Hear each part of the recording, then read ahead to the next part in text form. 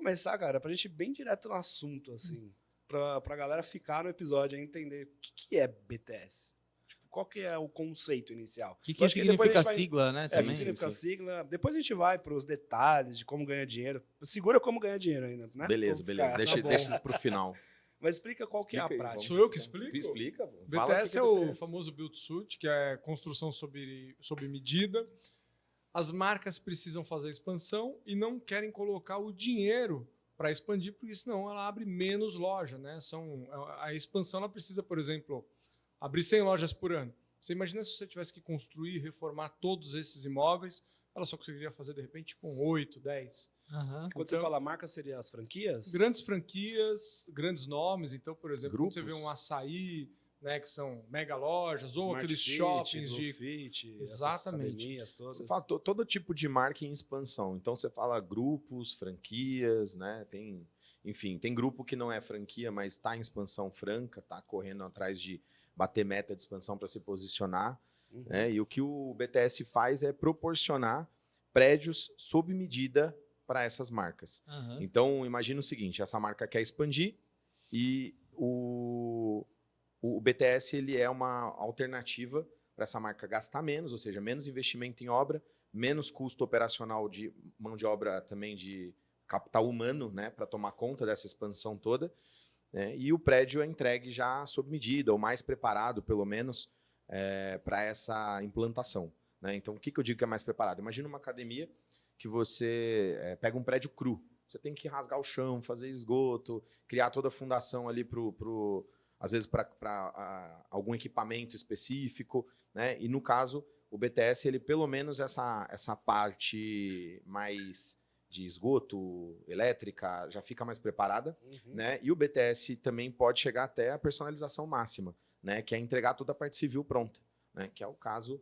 da nossa operação. A nossa operação, a proposta é uma entrega mais completa, né? Onde a gente entrega de fato a operação estruturada, toda a parte civil pronta. Então, isso tira aí pelo menos 70%, em alguns casos 80% do custo de implantação de um grupo que está em expansão. Quando vocês falam construção sob medida, é isso que você está trazendo agora? Exato. Então, imagina que, como o João disse, as marcas querem expandir, né, e elas, via de regra, não conseguem bater as metas de expansão. O Certo. que a nossa empresa faz? Ela proporciona, não só a nossa empresa, mas todo mundo que faz o BTS, né, que faz o Build Suit, ele proporciona para essas marcas uma possibilidade de expansão com baixo custo, né, com uma personalização já pronta, ou seja, essa marca ela deixa de investir ali naquela obra e consegue expandir mais rapidamente. Então, imagina com o mesmo capital, vou fazer uma conta simples, 1 milhão, ela investiria em uma obra. Se eu reduzo 70% desse custo, com o mesmo 1 milhão ela consegue aplicar em 3 unidades. Aham. Né? Então, é um ganho expressivo aí de velocidade nas expansões. A gente é Entendi. quase uma fintech, se você for parar para pensar, porque Uhum. o dinheiro que ele colocaria na frente para realizar a obra, Uhum. ele não precisa colocar e aí ele pode optar ou por abrir mais uma franquia ou para ter capital de giro e conseguir tocar o negócio. Então é meio que uma solução imobiliária e financeira junto, na verdade, né? Até mesmo mais financeira, se for o caso, né? É financeira, né? É que assim, o mercado financeiro precisa do mercado imobiliário. Certo. Né? Então, quando a gente fala de mercado imobiliário, normalmente está atrelado ao mercado financeiro. E aí a gente compara quem eram os donos desses grandes imóveis alugados para um McDonald's, para uma Smart Fit e para grandes marcas, né? Grandes franquias. Quem vocês acham que tinham isso?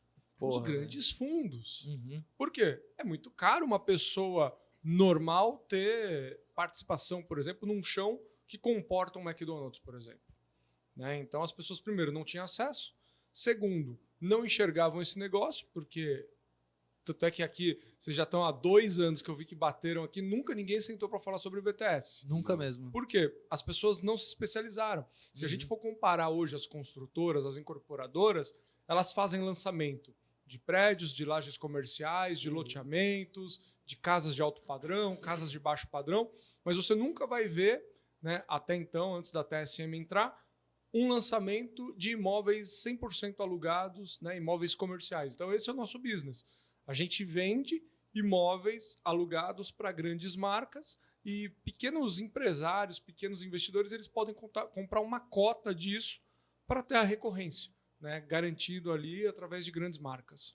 Seria Entendi. algo próximo que a gente viu no filme lá da história do McDonald's. Exatamente. Que o Falou cara tudo, fala Cassião. assim, que o cara vira pro Ryan Koch lá e fala assim, pô, você não tá no ramo de hambúrgueres, Você tá no ramo imobiliário, é isso aí. Então o cara construía a loja pro franqueado, né? E o franqueado pagava aluguel disso e parece até que a renda até hoje do McDonald's é mais de imóveis do que Sim. propriamente de lanches, né? É Sim, isso. é um negócio imobiliário. Eu até tatuei, né, aqui na minha perna, essa frase, porque é ela que fez o norte do nosso business, né?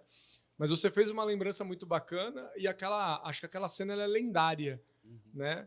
Porque o mercado imobiliário e o mercado de franquias, ele depende do mercado imobiliário para a expansão acontecer. Total. E a maior dor, né, é o que o Eliseu falou. O cara que às vezes saiu, foi demitido de uma grande empresa, ele tem lá 1, 2 milhões para colocar dentro de uma operação, mas ele nunca enfrentou uma obra, então ele não sabe o grande problema que ele vai ter pela Não frente. escolheu um ponto. Nunca escolheu um ponto. E às vezes não sabe nem gerir uma empresa, né? Então, as franquias, na verdade, as franqueadoras, elas têm também um grande desafio, que é conseguir fazer com que essas pessoas virem empreendedores do dia para a noite.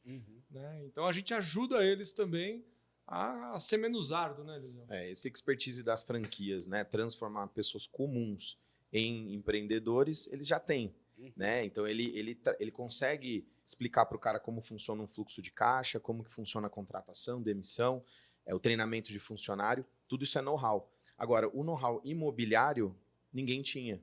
Né? Então, o que eu percebia, né? Eu fiz mais de 100 implantações de franquias aí nos últimos 10 anos, e o que eu via, as dores que eu acompanhava eram essas. Então, era dificuldade na escolha do ponto, era uma dificuldade na gestão da obra, era uma dificuldade na hora de orçar a obra, era dificuldade para pagar a obra. Né? Então, muitas vezes, um franqueado ele tem capacidade de ser um multifranqueado, tem capacidade de ter 3, 4, 5 unidades, capacidade que eu digo técnica, operacional, conhecimento. Né? Tem até capital humano, às vezes, já treinado, né? Gerente, ele tem como expandir, mas ele segura um pouco a expansão, porque ele ainda está pagando, às vezes, a conta daquela obra anterior. Ele está ainda, né, tentando ainda equalizar as contas para poder seguir para o próximo. E aí, com isso, a gente consegue acelerar esse ritmo, né, dessas operações. A gente é pago no final do dia para resolver problema, né, pessoal? Então, todos nós. Então, o que a gente diz é, o primeiro problema que a gente resolve é o problema das franqueadoras, né, dando velocidade, um pouco mais de velocidade para as expansões. Então, quando a gente pega o shopping de vizinhança, né, que é um outro negócio que a gente vai falar um pouquinho, e junta com o BTS, né, então, ou seja, são shoppings de vizinhança no formato build-to-suit, o que a gente faz? A gente cria um ecossistema, então não são BTS únicos, que era um outro problema também, porque às vezes você abre um BTS, poxa, o ponto é maravilhoso para uma academia, mas você tem uma oficina do lado e uma funerária do outro. Pronto, já não é tão legal. Entendi. Né? Então, o que a gente faz? Com o shopping de vizinhança, a gente resolve esse problema, porque a gente cria um ecossistema com 8, 10, 12 operações que funcionam sinergicamente entre si e com o bairro. Então, elas atendem bem o bairro. A gente vai para o segundo problema que a gente resolve, que é o problema dos bairros. Né? Criando a cultura do shopping de vizinhança no Brasil. O shopping de vizinhança não é novo. Né? Ele já existe há muito tempo. Quando você fala shopping de vizinhança, é tipo aqueles centrinhos malls, comerciais, assim, que tem várias lojinhas, uma do lado da outra, um estacionamentozinho pequeno ali. Exato. Um open mall, um strip mall, tem muitos nomes aí. E tem no formato de posto de combustível também, que acho que fica mais fácil para o pessoal visualizar. Tem um posto com várias lojas. Várias lojas, aí tem um Subway, às vezes um Bradesco, e por aí vai. Então, isso já é muito comum nos Estados Unidos, já é uma cultura lá, então quem acabou de voltar de lá, né, Cássio, você viu? Cassião foi para lá, gastou muito dinheiro nos shoppings de conveniência. Andou demais lá, gastou, provavelmente, até sem querer, você gasta no shopping de vizinhança lá, porque tudo lá é descentralizado. Você vai lá, você tem um mega shopping, por exemplo, em Miami, 1 ou 2, eu acho, e o resto é tudo descentralizado, é dentro dos bairros. E qual é o objetivo disso, né? E por que isso é importante? Essa cultura do shopping de vizinhança, a gente resolve o segundo problema, que é a comodidade no bairro. Né? É conveniente. Né? Todo mundo que está assistindo aqui vai se identificar com isso. Quem não gostaria de ter uma academia ali pertinho do seu prédio, ou pertinho da sua casa, se você mora num loteamento? Né? Quem não gostaria de ter uma farmácia próxima, que você pode ir a pé ou de bicicleta, de uma forma mais rápida? Né? Uma padaria, um mini mercado. Então, a gente resolve o problema. Segundo problema, comodidade dentro dos bairros. Leva essa comodidade.